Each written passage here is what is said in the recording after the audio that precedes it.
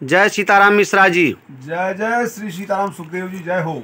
ये हमारे आदरणीय दिलीप कुमार मिश्रा जी हैं।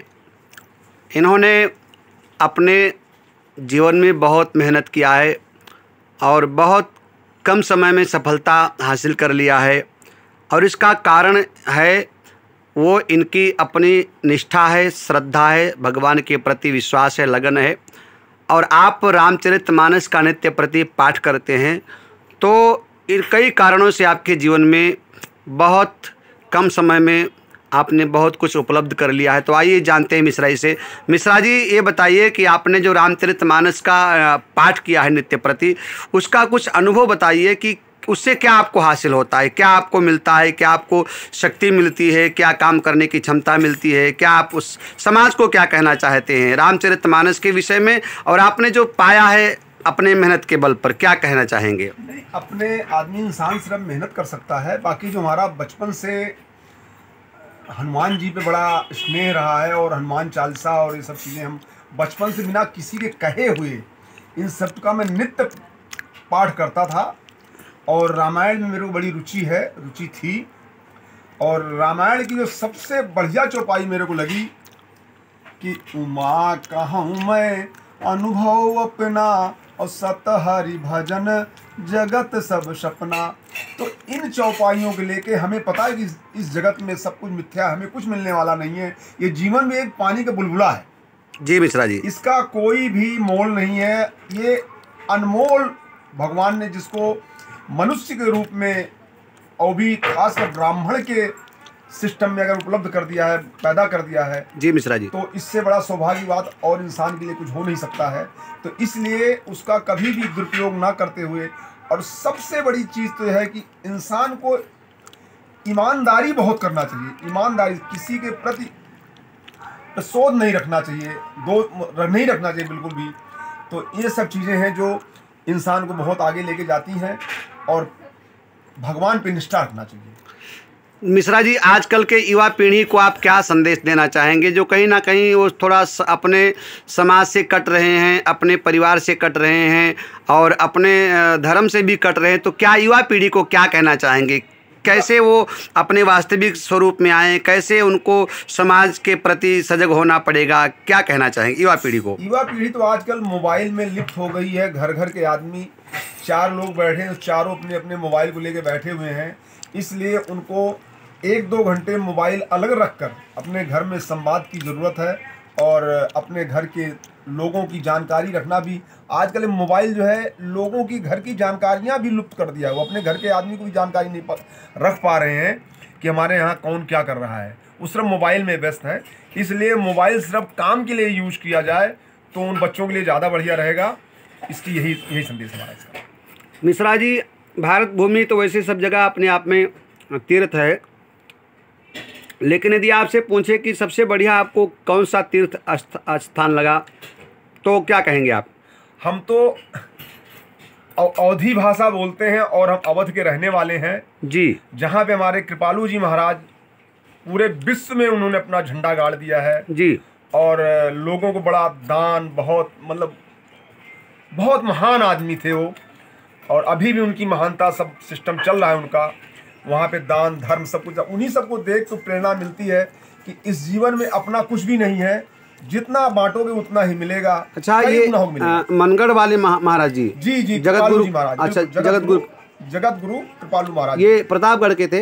जी हाँ, मनगढ़ के थे, प्रतापगढ़ मनगढ़। मिश्रा जी, एक छोटा सा और सवाल आपसे करूँगा कि आपने रामायण का जो पाठ किया है या कर रहे हैं आप नित्य प्रति, मैंने ऐसा सुना है कि आप 4-5 चौपाई रोज पढ़ते हैं, तो इससे क्या हासिल हुआ आपको, क्या मिल सकता है? इससे ये हासिल होता है कि अपने परिवार को चलाने के लिए हमें कहाँ चुप रहना है, कैसे किस भेष में रहना है, किस रूप में रहना है, किससे क्या संवाद करना है, किससे क्या करना चाहिए, क्या नहीं करना चाहिए, कितना बर्दाश्त करना चाहिए, कितना गुस्सा करना चाहिए।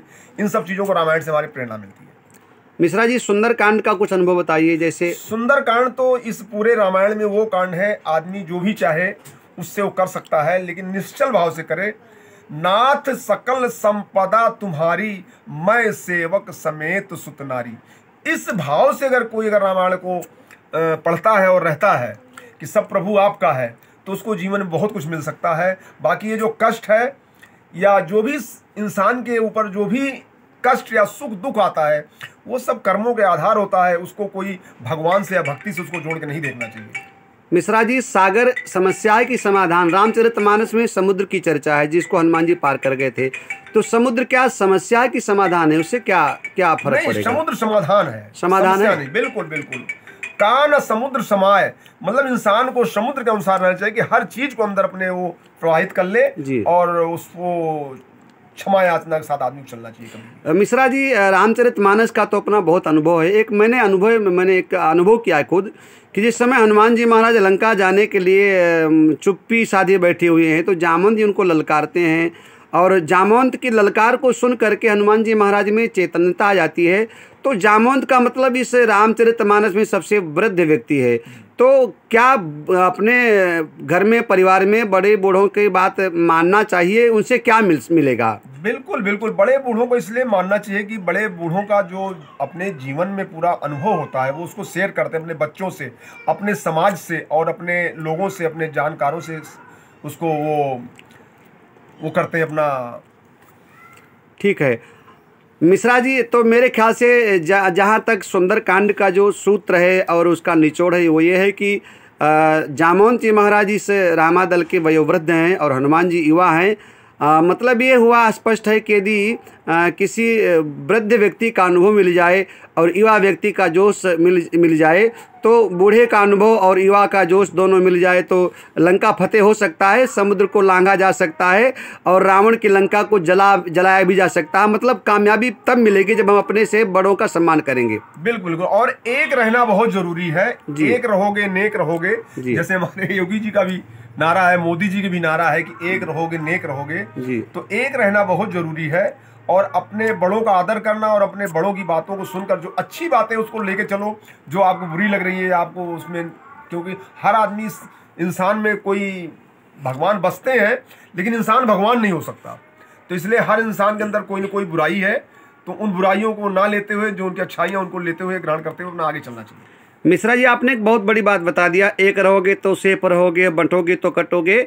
इसको लेकर कुछ लोगों में भ्रांतियां फैली हुई हैं कि ये योगी बाबा का नारा है, मोदी का नारा है, लेकिन जहां तक मुझे मालूम है ये नया नारा नहीं है, तो बहुत पुरानी परंपरा हमारी है। क्योंकि ये रामचरितमानस से निकला हुआ शब्द है कि जहाँ सुमति तहाँ संपत्ति नाना, जहाँ कुमति तहाँ विपत्ति निदाना। ये नई बात नहीं है, कुछ लोगों को लगता है, लेकिन ये तो पुरानी बात है कि जहाँ इसको जो समाज से अलग हटके ले रहे हैं, ऐसा नहीं है। सामाजिक चीजें हैं, समाज में हर जात के लिए, हर पंथ के लिए और हर धर्म के लिए है।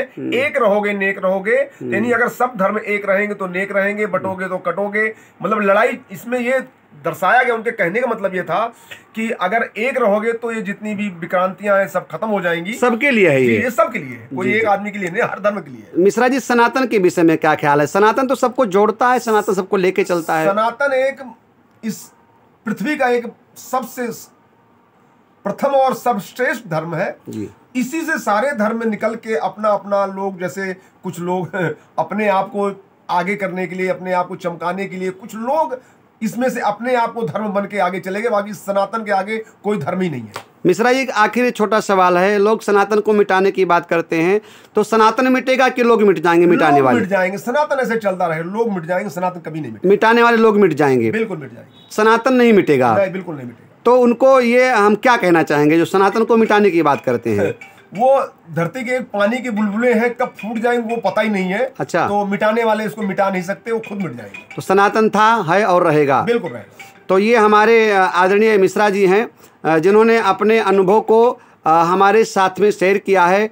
और आप सभी लोगों से मैं निवेदन करूंगा कि सनातन धर्म के पद चिन्हों पर चलिए, रामचरितमानस का पाठ कीजिए, अपने से बड़ों का सम्मान कीजिए, उनकी बात को मानिए, तो निश्चित रूप से लंका फतेह हो सकता है, सागर को पार किया जा सकता है। और कौन सो काज कठिन जगमाही, जो नहीं हो तात तुम पाही। तो यदि ये वीडियो आपको अच्छा लगा है, कैसा लगा वीडियो, अपना अनुभव ज़रूर बताइए कमेंट में। और यदि आपको अच्छा लगा है तो कृपया लाइक शेयर कमेंट कीजिए। और यदि आप कुछ सुझाव देना चाहते हैं तो कृपया इस वीडियो के माध्यम से आप हमको सुझाव भी दे सकते हैं।